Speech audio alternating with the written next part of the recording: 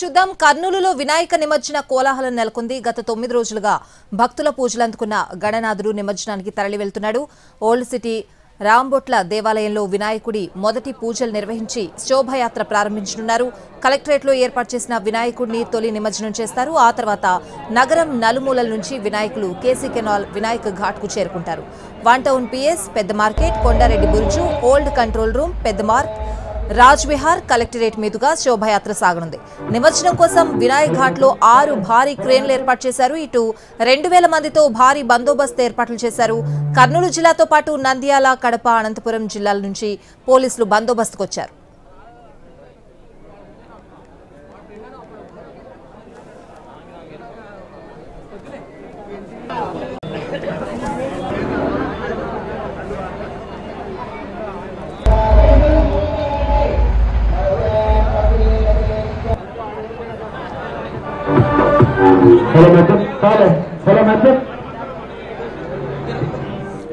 కర్నూలులో వినాయక నిమజ్జన కోలాహలం నెలకొంది. గత 9 రోజులుగా భక్తుల పూజలు అందుకున్న గణనాథుడు నిమజ్జనానికి తరలి వెళ్తున్నాడు.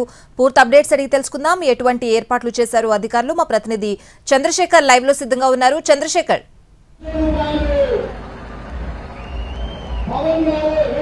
Good morning Swathi. కర్నూలులో గణేష్ శోభాయాత్ర కాసేపట్లో ప్రారంభమవుతోంది. కర్నూలు రాంబొట్ల దేవాలయంలో వినాయక విగ్రహానికి తొలి పూజ చేసి ఇక్కడి నుంచి శోభయాత్ర ప్రారంభించడం అనేది సాంప్రదాయం. ఈ ఏడాది భారీ ఎత్తున వినాయక విగ్రహాలను ఏర్పాటు చేశారు. ఓల్డ్ సిటీలో 63 అడుగుల మట్టి వినాయక విగ్రహాన్ని ఏర్పాటు చేశారు. ఆ విగ్రహానికి 11వ రోజు నిమజ్జనం చేస్తారు. అయితే ఇతర వినాయక విగ్రహాలన్నింటికీ ఇవాళే వినాయక ఘాట్లో నిమజ్జనం చేయనున్నారు. కేసీ కెనాల్ వద్ద వినాయక ఘాట్లో భారీ ఏర్పాట్లు కూడా చేశారు. నిమజ్జనం సందర్భంగా ఎలాంటి అవాంఛనీయ సంఘటనలు జరగకుండా 2000 మంది పోలీసులతో బందోబస్తు ఏర్పాటు చేశారు. నగర నలుమూలల నుంచి కూడా వినాయక విగ్రహాలన్నీ శోభాయాత్రగా బయలుదేరి మధ్యాహ్నానికి వినాయక ఘాట్కు చేరుకుంటాయి. మధ్యాహ్నం 3 గంటల ప్రాంతంలో నిమజ్జనం ప్రారంభమవుతుంది. కర్నూలులోని బళ్ళారి చౌరస్తా, Nandyal checkpost, Joharapuram, Venkataramana colony, old city ఈ ప్రాంతాలన్నింటి నుంచి కూడా శోభాయాత్రగా బయలుదేరుతాయి. రాంబొట్ల దేవాలయం నుంచి ప్రధాన శోభాయాత్ర ప్రారంభమవుతుంది. ఇక్కడి నుంచి వన్ టౌన్ కంట్రోల్ రూమ్ మీదుగా రాజ్ విహార్, కలెక్టరేట్, అలాగే ఆ తర్వాత వినాయక ఘాట్ చేరుకుంటాయి. ఈ విగ్రహాలన్నీ చేరేటప్పటికీ మధ్యాహ్నం 3 గంటలు అవుతుంది. ఈ ఏడాది వేల సంఖ్యలో వినాయక విగ్రహాలు కర్నూలులో ఏర్పాటు చేశారు. ఇప్పటికే అంటే 3వ రోజు, 5వ రోజు కొన్ని వినాయక విగ్రహాలు నిమజ్జనం చేస్తే భారీ విగ్రహాలను మాత్రం ఇవాళ నిమజ్జనం చేయనున్నారు. వినాయక ఘాట్లో భారీ ఏర్పాట్లు కూడా చేశారు.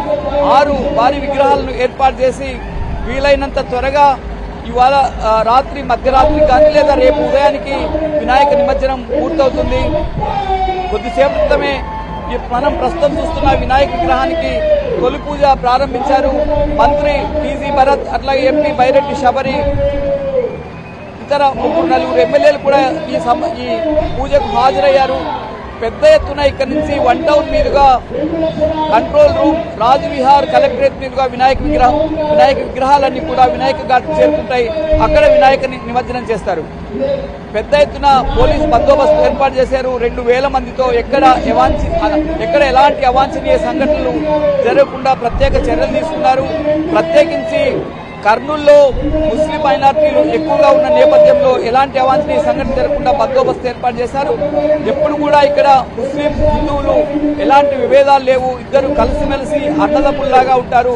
ఇప్పుడు కూడా అదే పద్ధతిలోనే వినాయక నిమజ్జనాన్ని నిర్వహించుకోవాలని పోలీసు అధికారులు ఇప్పటికే శాంతి సమావేశం నిర్వహించి అన్ని వర్గాల ప్రజలకు చెప్పారు. మనం చూడొచ్చు, రాంబొట్ల దేవాలయం వద్ద వినాయక పూజకు పెద్ద ఎత్తున భక్తులు తరలివచ్చారు. ఈ విగ్రహం బయలుదేరిన తర్వాత ఇతర విగ్రహాలన్నీ కూడా బయలుదేరి వినాయక ఘాట్కు చేరుకుంటాయి. తొలి నిమజ్జనం కలెక్టరేట్లో ఏర్పాటు చేసిన పరిపాలన వినాయకుడిని నిమజ్జనం చేస్తారు. ఆ తర్వాత ఇతర విగ్రహాలన్నీ ఒక్కొక్కటిగా నిమజ్జనం ప్రారంభమవుతుంది. 9 రోజుల పాటు ప్రత్యేక పూజలు నిర్వహించారు. ఈసారి పోటాపోటీగా భారీ విగ్రహాలను కూడా ఏర్పాటు చేశారు. పర్యావరణాన్ని రక్షించేందుకు గుర్తుగా తుంగభద్ర నది ఒడ్డున 63 అడుగుల మట్టి వినాయక విగ్రహాన్ని కూడా ఏర్పాటు చేశారు. మట్టి విగ్రహాన్ని అక్కడి నుంచి తరలించే అవకాశం ఉండదు కాబట్టి 11వ రోజు అక్కడే ఫైర్ ఇంజన్లతో తుంగభద్ర నది ఒడ్డునే నిమజ్జనం చేస్తారు. కాసేపట్లోనే ఈ వినాయక శోభాయాత్ర ప్రారంభమవుతుంది. మనం చూడొచ్చు అక్కడ పూజలు ప్రారంభమై చివరి దశలో ఉన్నాయి. ఆ విగ్రహం బయలుదేరి వినాయక ఘాట్కు చేరుకుంటుంది.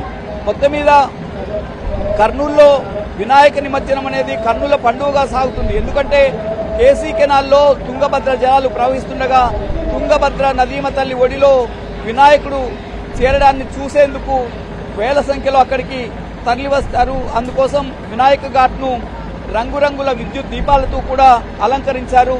అంటే దీపాల వెలుగులోనే విద్యుత్ వెలుగులోనే వినాయక నిమజ్జనం రాత్రంతా కూడా కొనసాగుతోంది.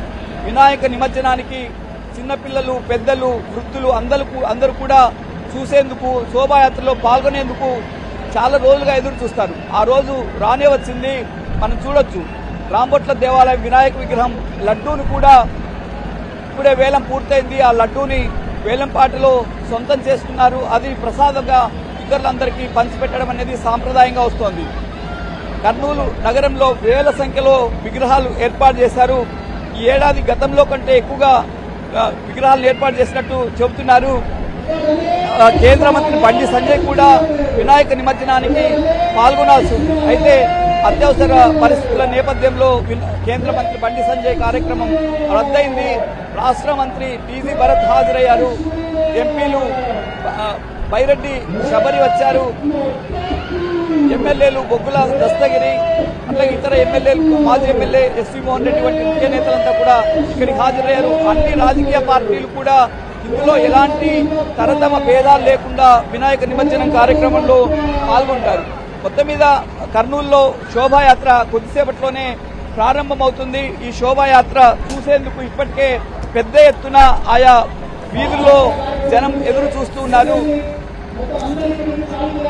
పెద్ద ఎత్తున జనం వీధుల్లోకి చేరారు. మధ్యాహ్నం 3 గంటల నుంచి వినాయక శోభయాత్ర, వినాయక నిమజ్జనం అనేది ప్రారంభమవుతుంది. Swathi. Right Chandrashekhar, thanks for the live updates.